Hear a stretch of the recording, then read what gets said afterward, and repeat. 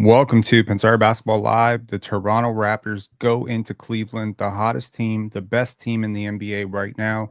And for a little bit, it was pretty competitive. Okay.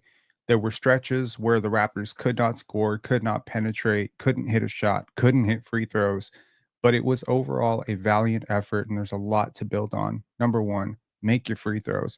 Number two, fix some of those defensive issues. The Cleveland Cavaliers have shooters galore. One of those shooters tonight, George Niang, did not hit. Had he hit, this would have been a blowout much early. He was open constantly. One of them who did hit was Ty Jerome. And Ty Jerome has been on a heater over the last week. And if the Raptors didn't know about Ty Jerome and Sam Merrill, and if you didn't know about Ty Jerome and Sam Merrill, you do now. Okay. The Cleveland Cavaliers are a very good team. They're a great team, actually, with probably four all-star level players. There's a reason they're as good as they are. And although they did not win that game, that fateful game in Boston, they almost did. Okay. So Armin saying, Rob starting off light, he about to start flaming. I'll start flaming when we get to the film session because there's a lot to flame. But overall, look, you didn't walk into tonight. You asked me earlier in the live, what do I expect from tonight? And I said pain. Okay. And early on, it was very painful. The Toronto Raptors really gave up a lot in the beginning. Let's take a look at what happened in this game. Then we'll get to the film breakdown. There's a lot of film to break down in this game, and we will also take your calls. So if you have something productive to say or unproductive to say, please call in. We'd love to hear from you. Okay, so first, let's start with the overall game cast. Okay, so just to give anyone a reality check on if the Raptors were ever favored to win this game, they were not. Okay, this was a wire to wire bloodbath, but the part where it did kind of start to get close was the end of the third quarter and the beginning of the fourth quarter. And then it just all fell away, right? There was a lot of turnovers, there were missed shots, there were defensive breakdowns, but the Raptors tried. Okay. They tried hard. Both teams played hard, my man. Both teams played hard. Okay. You got probably the best performance that I've seen from Jonathan Mobo, who was incredible. To take a look at the team stats tonight, the Toronto Raptors did not shoot well. They shot 40% from the field. Playing against Evan Mobley and Jared Allen will do that to you. Okay. They shot 30.8% from three. Again, not a very talented 3-point shooting team, and they took 39 of them tonight. Some to mixed results. Going 22 for 34 from the free throw line is probably what kills you the most here, right? Shooting below 65% from the free throw line, specifically RJ Barrett and Scottie Barnes missed a ton.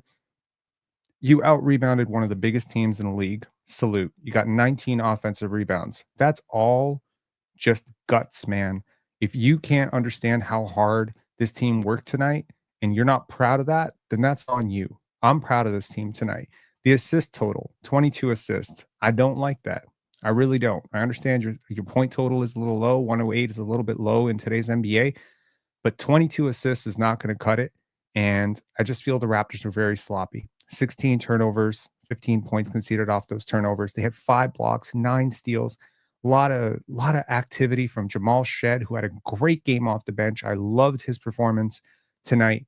And in terms of points in the paint, the Raptors get 42 points. When's the last time you saw the Raptors get only 42 points? The Cavs shut down the paint, man.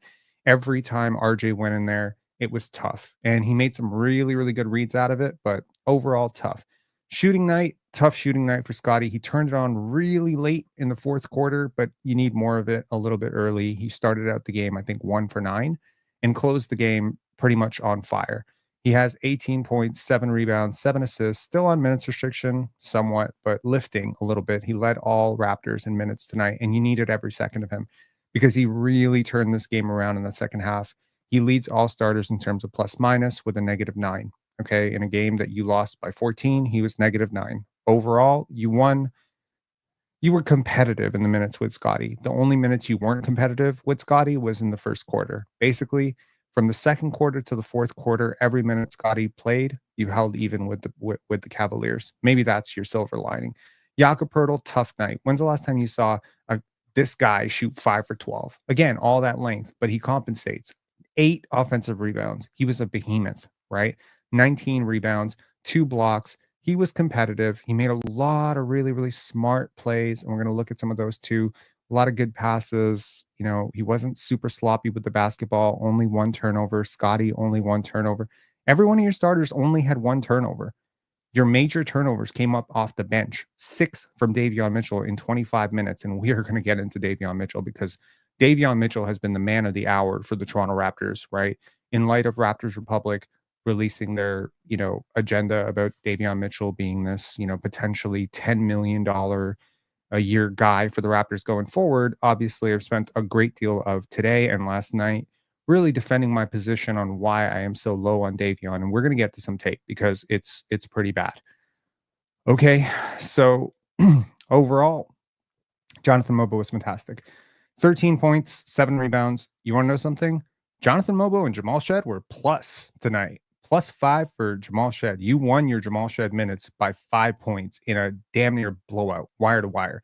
Jamal Shed and Jonathan Mobo turned this game around. It was really those two in conjunction with Scottie Barnes that defensively, their pressure was so incredible tonight. And Chris Boucher, I didn't love his game tonight. I'm gonna be honest with you. I think he absolutely got iced in the second half on the bench, and he's fourth on the team in minutes off the bench for that reason. I didn't love his game.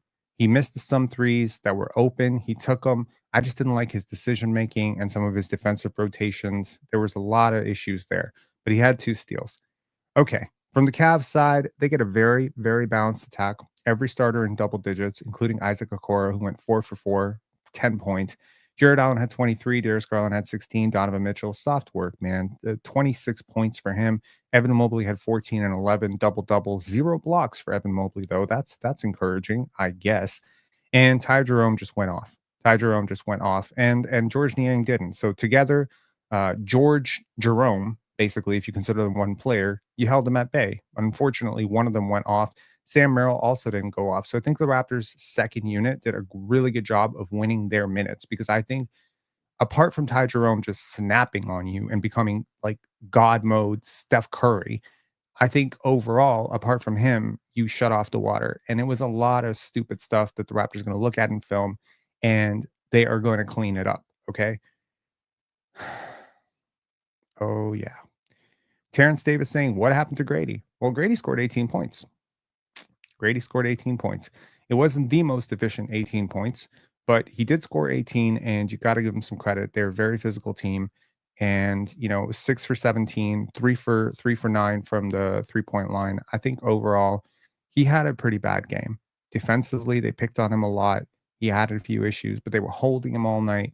And overall, I think this is just a game to build on. But hey, these are the lumps, man. He's a 20-year-old kid. And earlier on, Zachary voice saying strained calf. Ah, there we go. Yes. I did not know about that, but that's because I wasn't very actively listening. But I guess he has a strained calf. That sucks. Yikes. Where are the Raptors going to be without Grady Dick? Man. Brian saying every time the Raptors made a run, the Cavs had an answer. They're just a better team and a better defensive team. You have absolutely no debate from me on that one. They are by far the better team than the Raptors. The Orlando Magic are a much better team than the Raptors, and the Boston Celtics are a much better team than the Raptors. I think the New York Knicks are a much better team than the Raptors. Beating any one of those teams right now is going to be really hard. What you need to focus on right now is beating the teams that you actually can beat, like New Orleans, Detroit, guys, like teams like this, okay, Miami. You can beat teams like this. You can beat the Charlottes of the world. You can beat the Indianas of the world. And the Raptors did. You got to win every game that's winnable and most of the games that are 50-50 from here on out. No one's expecting you to go out and beat the Golden State Warriors necessarily or the OKC Thunder. You're going to lose those games. That's okay. The East is weak. The West is strong. You just need to hold water. Okay. Let's just take a look at the standings after this game. I think that might be relevant for some people. And then we'll get into the film breakdown and then we'll get to the callers. If there are any callers, we find there are fewer callers after losses than there are after wins, but we'll see. Now, the Philadelphia 76ers did lose, but here we go. This is the Tankathon sweepstakes at the bottom of the East. But the Raptors have, as I mentioned, a game against Detroit that's right above them. And they have a game against Miami that's above them. And Miami's a better team right now, for sure, but I think they're beatable. Okay. And that's a homecoming for Scottie. You got to play really hard. You got to play better. It's a massive adjustment to play with goggles. I promise you, I played with goggles for one game in my life, and it was one of the worst games I've ever had. It is really difficult. You can't see out of the corner of your eyes. Your depth perception gets totally messed up. It makes sense to me that he's basically had a really weak first half and a really strong second half in both games that he's wearing those goggles. It's really just a difficult thing. Some people say it's an excuse. It's definitely not an excuse. Okay, now let's get this off and let's get to the film, man. We love the films. Okay. Why did I say we love the films? No, we love the film. Okay. So I really liked Scottie's defensive effort tonight on Evan Mobley. Overall, I think it was one of my favorite parts of the game. Okay. Take a look at Scottie guarding Evan Mobley here. That's number 4 on number 4. It's a 4-on-4 crime. Okay. Now, Evan Mobley has gotten much stronger, but there's your starting point guard just shutting him down. He didn't have anywhere to go. Scottie was super active. And while Scottie is a little bit shorter than Evan Mobley, he's not weaker than Evan Mobley, and you're not going to be able to body him. Okay. Now, this is, that paint to great that we talk about. Well, this was absolutely awesome because this pass goes from Scottie Barnes to Jakob Poeltl. Jakob Poeltl is going to set the screen here to create this little bit of confusion here. And RJ is going to draw 3 defenders, right? That means somebody's open, and it's between Ochai and Grady. And RJ is going to make a brilliant pass. Darius Garland misreads it, thinking, "Oh, this is definitely going baseline. This is definitely going to the corner." RJ decides not to go to the corner, which would have been a turnover. Good for him. And he gets it out to Grady, who's your best shooter, for the widest open shot that he had all night. Great read by RJ Barrett. That was fantastic. And, now this is this is like Scottie's first points, but like look at what Jakob Poeltl does here. Look at him shoving Jared Allen. This is the most veteran move into Evan Mobley, basically using him as a human shield. He sticks the big Cavaliers front court and gets Scottie a wide open dunk. Again, the small things that don't show up in the box score, and Jakob Poeltl does a lot of them. Here's more Jakob Poeltl greatness. Okay, this is a great pass from Yak. Okay, once again, draws Donovan Mitchell for whatever reason, wants to pressure him. He's worried about the pass going to RJ, but Isaac Okoro is going to lose Grady Dick here, and he's just too lazy to recover, and Darius Garland is way too small to do anything about this, and that was just freaking awesome. All right, moving on. Okay, now this is one of what will be many turnovers for Davion Mitchell, and this is Davion Mitchell getting beat twice. It was actually quite hilarious to watch in real time. I gotta be honest, like I couldn't stop laughing because and I'm not trying to be mean. It's just this is just the easiest strip. Like, and he's not some great defender. Ty Jerome is just a normal dude. But the part that's really funny is watch this. Okay, so he sort of head fakes there. Now he's gonna bump Yak, and he's gonna fake the pass. That is the funniest shit on earth. Okay, watch that in slow motion because it truly is absolutely insane. Just watch this. Okay. All he has to do is look, and Davion Mitchell just goes away. Like, bro, you got a foul here. What are we doing? Nah, you got a foul. Okay. That's crazy. And this is nuts. Markelle Fultz is not. That's not. Come on, man. Don't do that. Don't do that. Don't be disrespecting Markelle Fultz like that. Are you crazy? Markelle Fultz is good, man. Markelle Fultz can't shoot. That's his only flaw. He's a good defender. He's a great passer, and he's a great attacker at the rim. Anyways, here's RJ Barrett attacking Evan Mobley, looking to make this pass to Chris Boucher. Really? That's going to be a turnover. And here comes Evan Mobley down the other way. He's going to pass to Sam Merrill for his only three of the night. Nice pump fake, Sam Merrill. Sam Merrill's a really scary player, man. Now, this is Jonathan Mobo's first three of the night, and this is how you knew he was in for a special night. Okay. So here comes Scottie as Jamal Shed sort of throws it at him. And he just waits. He's patient. George Niang, aka Elon Musk bod, falls asleep, and Jonathan Mobo makes him pay. Nice. If Jonathan Mobo can start hitting threes at even a 30% clip, you are going to see like one of the 10 best players in this draft.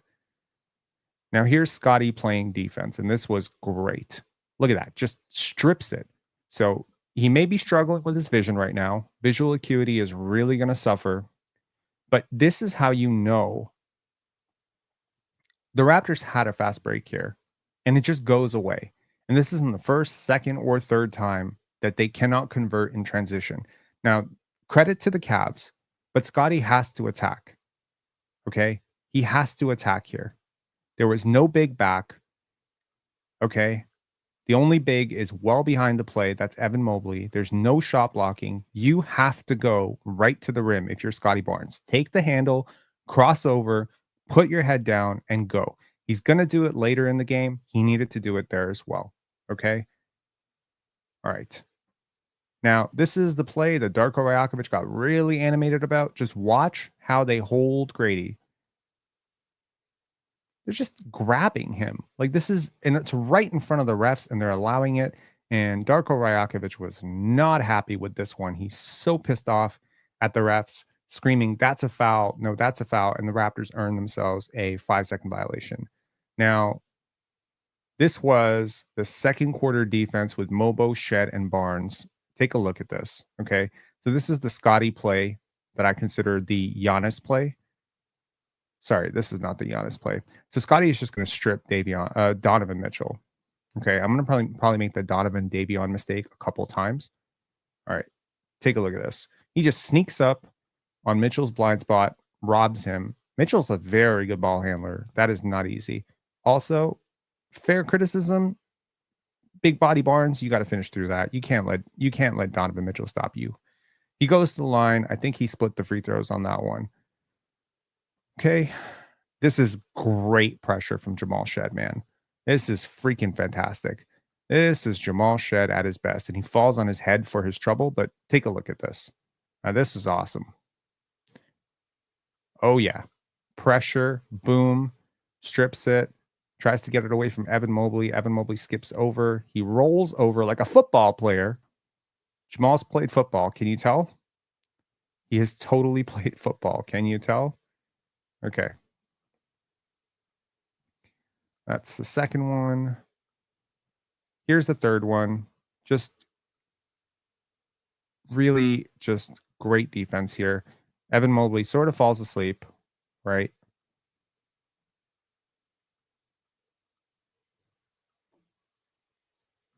So I believe that was a tip from Chris Boucher that misdirects that pass. And Jonathan Mobo is going to see this, and he's like, "Yep, cookies." And he's going to go, and he's going to get fouled, and he's going to go to the line, and he's going to convert both his free throws because Jonathan Mobo knows the value of hitting free throws. Okay. And then I believe there's one more play here. Yes, there is. And this is, no, we already looked at that. Did I post this play twice?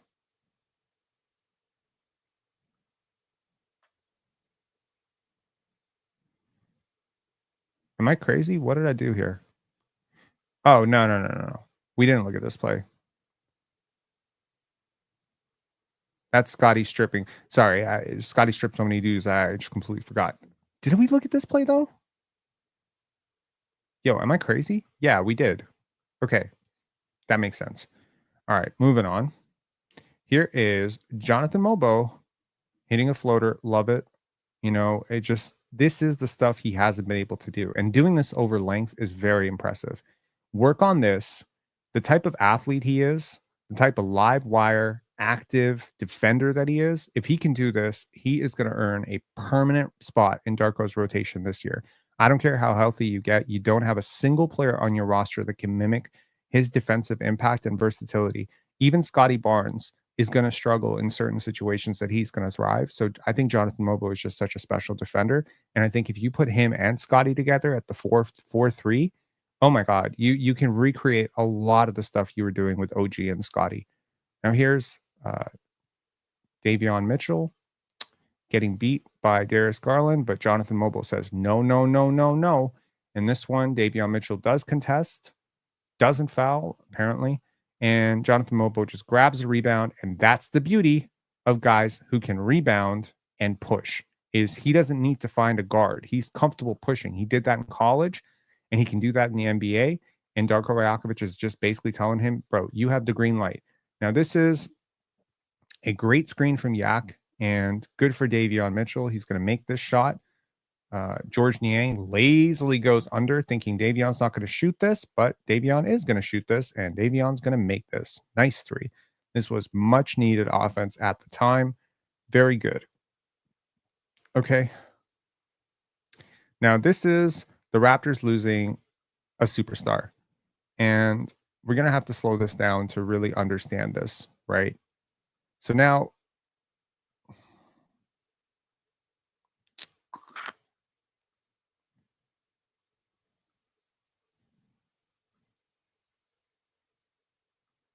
at this point, Davion Mitchell is out of the play. Okay. Grady Dick has recovered, which means Davion has to scramble back over to Donovan Mitchell, who is wide open. Okay. You can't just assume that the offensive player, George Niang, here is going to be as blind as you. Okay. But unfortunately, the minute now Niang starts passing, Davion still hasn't really started moving towards the offensive player. He's not really closing out, but I swear there were people that were telling me yesterday that he was like the best closeout defender on the team. So yeah, like he might be great at closing out when he gets there, but right now he's not going to get there. And this is the most open shot. And you can't. Okay, so I just want to say this. Jamal Shed has done this a few times as well. You cannot, when you have this much, you have to run a player like this off the line. You cannot give up an open three to a shooter this good. Okay. Which means that when you are here, I want to say here, you already have to be gathered jumping. Okay. You have to basically be starting your jump. I know you're not very big, but you have to get like that charge jump and that second jump. You can't run out to a shooter who's shooting. You know what I mean? Like you have to contest. You have to like wave your hands, clap, do something. Okay. This is the most open shot that Donovan Mitchell had all night. And it's just inexcusable for the Raptors to have this kind of breakdown, especially because they had numerous other breakdowns as well. Scottie lost Ty Jerome once, Sam Merrill once, Isaac Okoro once. RJ lost Ty Jerome a couple times. So it was a constant set of breakdowns for the Raptors defense. Okay, here comes RJ. He's going to pass it off to Davion, and Davion is going to pass it off to Scottie. This possession was just so goddamn ugly. Okay. Like, it's like a child. You know, I'm not even trying to be rude. It's like a child would do this. Like, what are we doing here? What is the concept of this offense? So now Scottie can't attack because you see right here, right, what having negative spacing does to your roster. Look how the Cavs are able to have basically 3 defenders touching the paint, and they've got Evan Mobley at the top. How is Scottie Barnes supposed to attack this? I know that you probably don't realize this, but Donovan Mitchell is a really good defender. He's got a near 7-foot wingspan. Jared Allen is back there too. This is the type of defense that no offensive player can attack, especially because right now, Davion Mitchell is loading up on that strong side, and Grady Dick is probably a little too close. But it's like, okay, well, if he's there, maybe Grady needs to flare out to the corner so as to create maybe a driving angle here. The Raptors spacing is absolutely atrocious here, especially the spacing between Scottie and Davion Mitchell, neither of whom, by the way, are being respected as shooters by NBA defenses right now. So you just can't have this. And that's why everything's so congested. And I mean, of course, Donovan Mitchell is going to strip that. But geez, like you can't expose the ball like that. You got to be more competent with the basketball. So that is just a really bad turnover. Okay. And the ironic thing is, Savannah Hamilton was literally saying as that was happening, and I apologize that I didn't mute that. My bad. That was probably really hard to listen to. I apologize. Let me show you again without the audio. So that was probably very distracting. I apologize. I remember there's like a couple of clips that I left the audio in, and that was one of them. My bad. So yeah, like as I said, the spacing is just atrocious here. You're not attacking with a plan. You cannot attack a set defense this way when the help is completely loaded up. This is why you need to be a threat to score, and this is why I said you can't have a non-shooting guard on the court for this many minutes. And even though the Raptors started Scottie Barnes at point guard, they played Jamal Shed and Davion Mitchell a combined 39 minutes tonight. So Darko really does not like minutes without having a guard defender, and I understand that because without him, it's really difficult to have, two competent matchups on the defensive end for, Donovan Mitchell and Darius Garland. But like you gotta live with something offensively, defensively. If there's a trade off, now this is Scottie's Giannis moment. Watch this. Bumps bumps Evan Mobley. This is so smart. Scottie does this like intuitively so well, and RJ does this really well too. Is they create space for themselves while they're driving. It's almost like they're like bulldozers coming through the paint, and Scottie is just going to have the easiest, right? But if you don't bump Evan Mobley, you allow Evan Mobley to get into this play. You have to bump him off his stride. See the bump there? And now you can explode to the other end. So you basically bump right, and then you go left. So this is something that, RJ Barrett does this very well. It's like his go-to thing is that he has mastered this completely. If Scottie can master it, it's even more unstoppable because Scottie is just so much bigger and so much longer. So, okay. Scottie Barnes saying, Darius Garland, get that shit out of here, man. You know what's funny? I'm going to tell you, there was an overtime interview where Scottie Barnes was asked if he could guard Darius Garland, and he said he could, and he was 17. I don't know if y'all have ever seen that, but I want to clip that with this because the interviewer was like, DG, Darius Garland, you can't stop Darius Garland. And it's like, boom, just stop Darius Garland. Fuck out of here. All right. Now here, Scottie Barnes with this quick pass. Now, how much did I talk today about the ability to milk the early advantage? Now, Scottie Barnes has no depth perception right now. He's throwing this as blindly as humanly possible. Luckily, it lands somewhere close to RJ Barrett. And RJ is going to make the smart pass instead of forcing the issue to Grady, who got fouled, I believe, and went to the line. So that was great. Love that. Love that defensive energy. Okay. Now, this is just great. Okay. This is patience once again for Scottie, allowing two to the ball, right? Evan Mobley is going to come up for whatever reason. He's going to attack Scottie like he's Steph Curry. And Scottie is just big enough to throw this right over to Yak. And guess what? Darius Garland cannot stop Jakob Poeltl. And one. Simple basketball play. Very simple basketball play. All right. George Niang is an absolute bitch. I absolutely hate this guy. And there's so many reasons for it. But let me tell you one. He was talking so much shit about how Scottie Barnes needs a new trainer. And I think George Niang needs a new profession after this shit. Watch this. Shove Scottie in the throat. No call. Of course, the refs are fucking blind. Every time Scottie saw George Niang tonight, it was sight unseen. The Cleveland Cavaliers should have left George Niang on the bus because Scottie Barnes was like, nah, bro. Nah, you can't guard me. Are you crazy? This is so funny. And Jared Allen, the second layer of the defense. The second layer of the defense is only relevant if the first layer of the defense isn't a powder puff keg. I don't know what a Powerpuff Girl. That's what I think. I don't know. I think he's Elon Musk mixed with Powerpuff Girl. Like I don't know what George Niang is, but he's not a hooper, bro. All right. I think George Niang needs a new trainer. Chris Boucher.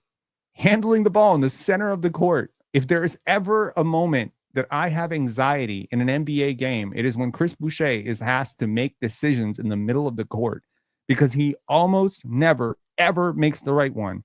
And guess what? He's not going to make the right one here either. Drops the ball, nearly gets stripped, is going to pass the ball here to Ochai Agbaji, who's like, I don't want to shoot it. Grady, you shoot it. Grady's like, I don't want to shoot it. Let me drive. Ah, yes. I've frozen the defense. Let me take this highly effective mid-range shot. That is my shot, but it's going to clank out. So it's just like, how do you not convert this? Is my bigger question, right? You have such an advantage. This is 3-on-2. Shit, it's 4-on-2. You got 4-on-2 and you can't score. And the two guys back are basically Walmart employees. I don't understand this. There's no center back. And this is just, it's embarrassing, man. It is like, this is some shit. Like, if you couldn't convert, this is some Division I high school shit, man. Like, sorry, Division I college shit. Like, there aren't many teams in Division I who couldn't convert that against an NBA backpedaling 2 guard defenders, and you got a 4-on-2. That's crazy. So it's just, moments like that, the free throws, the transition, you realize, you replace, okay, in that same play, you replace Chris Boucher with Kelly Olynyk. Boom, that play doesn't happen. Okay. No offense, Chris Boucher, but Kelly Olynyk would make that pass in his sleep. Great paint touch by Jamal Shed. And he does this like a pro. He jumps to create the pocket, to create the angle for the shot. And Ochai Agbaji is going to bang one. Ochai Agbaji's shot has been kind of waning. He's been on a bit of a slump the last few games, but hopefully he can get it back together because he was a really big part of the Raptors, the good part of the Raptors on the road trip last time. All right. If you enjoy film sessions, please do hit like and subscribe on this video. It really helps get this video out to more people. Also, there was a video earlier of Jacoby Walter going off against the Capital City Go-Go's. And if you didn't watch that, we'll definitely check it out at some point too. So, okay, let's get to this. Sorry for stalling. Okay. Now, that is Jamal Shed hitting a 3. Watch this. Scottie Barnes and Jamal Shed attack and then force the turnover on Ty Jerome. That was awesome. That was just great. Watch at how quickly they convert from offense to defense. So first, it starts with Jamal Shed. Ty Jerome is not necessarily the most comfortable ball handler. Scottie Barnes notices this and immediately attacks his blind spot. Let me slow that down because it's sped up very much so, but just watch this again. Okay. So here's Jamal Shed. He's going to force the defender towards the baseline. Sorry, towards the sideline so that he's going to have to turn. And when he's about to turn, that's when Scottie attacks. That's such a smart, brilliant, timed play there, man. That's so clutch. And just a few seconds later, Scottie Barnes looks at Evan Mobley, says, "Y'all remember when I beat you for Rookie of the Year? I'm about to beat you again. Watch this. But get that garbage out of here." Scottie Barnes. And then Scottie's going to make it up the court. And here comes Jamal Shed. And he's going to hit another 3. Love it. Wait a second. Was that? I think.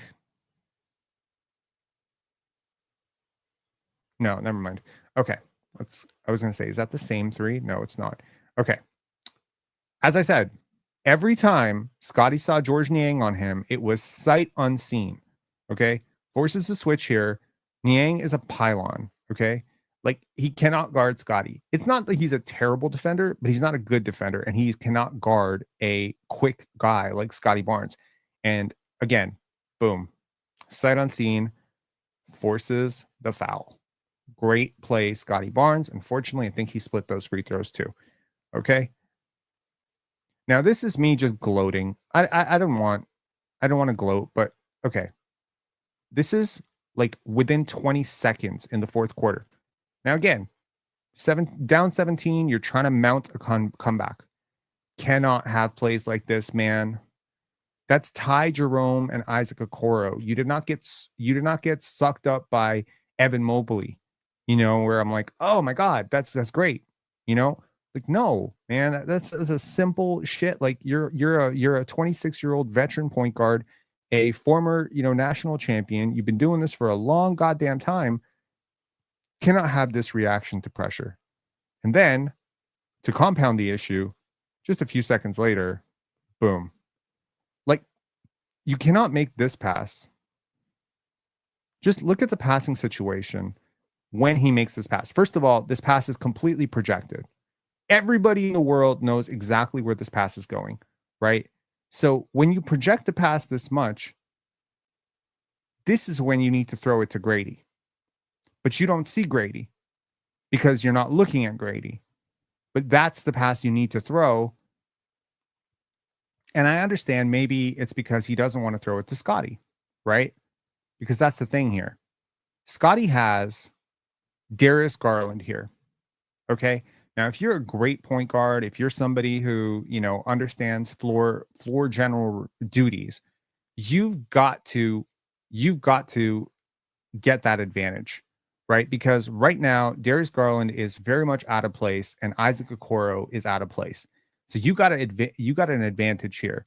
Now, part of this is also Scottie Barnes is pointing to Jakob Poeltl, kind of saying like, "Hey, pass to Jakob Poeltl."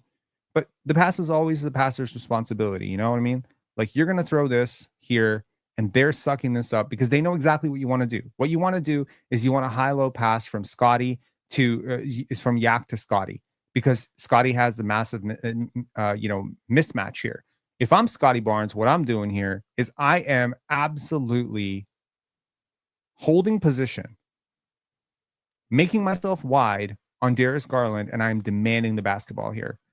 He doesn't do that. Instead, he wants inside position and he wants the pass to Yak, and that pass is going to result into a turnover. So that's just unfortunate, but c'est la vie.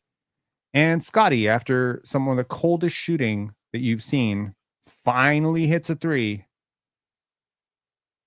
Comfortable, looked fine, nice. Finally hits the three there. And I love this play.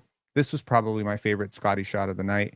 And you really do see the 3-level scoring potential when he does things like this. Isaac Okoro is a great defender. I don't want to say great defender, but he's a very good wing defender. He's literally in the NBA making $10 million a year because he's a good defender. He does everything to guard this shot, but he cannot even stop it. Like, it's not close. He's not close. He can't. And he did everything right here. And that's the thing about superstars is you can do everything right and they're still going to make the shot. It's the same thing with Donovan Mitchell. You could do everything right. He's probably still going to score. And yeah, against this was interesting. I would like an improvement on this from Scottie, but here's some handle development from Scottie Barnes. A little bit of hot sauce. Okay. But this up and under shit is weak. Explode to the basket, man. Take the contact, go up, take the free throws. That's the thing. When Scottie Barnes figures out that this flick shot, hook shot stuff is less effective than just going through dudes, he will have a much better success rate at the rim. Okay. Now here's Scottie. Okay. Prepare your eyes because Davion Mitchell is going to hit this three, but it was supposed to be a turnover. And you're going to see what I mean. Watch Davion's feet on this play. Okay. Please watch Davion's feet on this play and count the steps. And afterwards, comment in the chat, or if you're watching this after, tell me how many steps he took on this shot. Now, I'm very, very happy as a Raptor fan that they didn't call this, but most referees are going to call this every time. Okay. I'm going to slow this down super so that you can really count the steps. Are you ready? Okay. Here we go.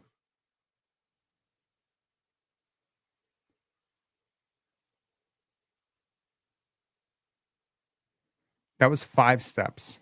6 steps. Dude, Darius Garland is yelling travel right at the referee so loud, you heard it through your television screen. You saw this travel from like 800 miles away. This is a turnover. Luckily, doesn't commit the turnover, and nobody's guarding him. I don't know if you can tell, but literally Jared Allen is waving at him. He does not care.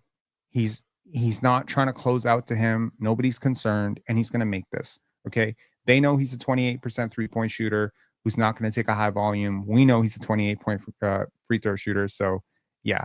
Anyways, that was the final play. This is basically Jacoby Walters' entire, 905 tape. We can take a look at that real quick, just in case some of y'all haven't seen it. There is music on this one. We could actually play the music, but maybe best not to. We'll share that after. It's cool. Okay. So no callers. Did we not post the link? Does the link not work? No, I'm pretty sure the link works. Maybe y'all just don't want to call in. That's cool. Okay. Overall takeaways from this game. Honestly, this was an encouraging game. This is I don't feel defeated at all. Summer Low saying I don't think that was a travel.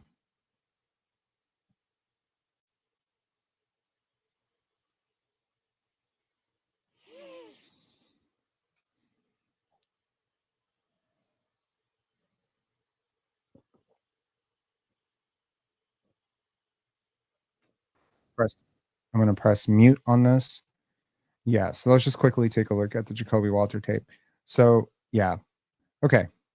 Jacoby with the dribble, and then he's going to turn, and he loses his footing just a little bit, and he's going to brick that.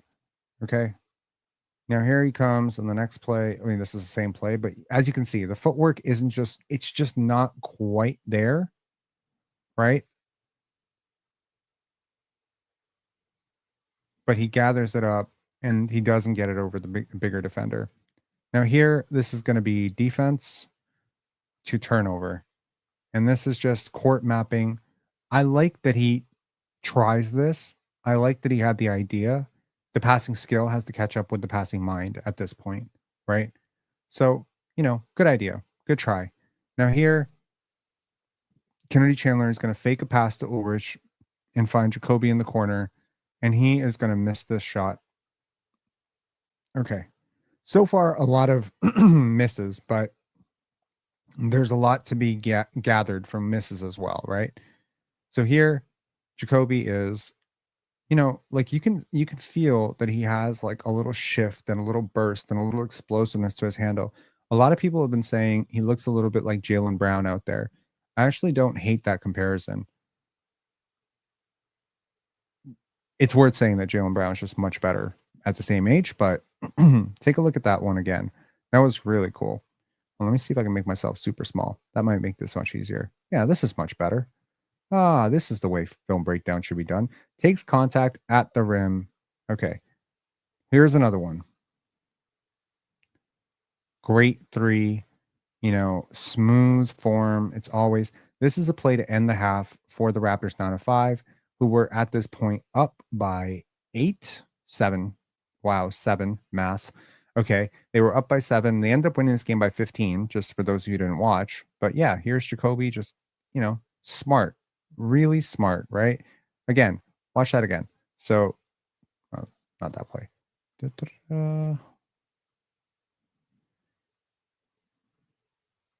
Just catches his defender sleeping and just cuts. And there's like no time on the clock. It was 0.3 seconds left. And he just cuts, and he's long enough to finish with that 6'10" wingspan. It's good stuff, man. Jacoby with another 3 there. Nice. Here, this was really impressive. Boom. That was awesome. He cooked that dude, man.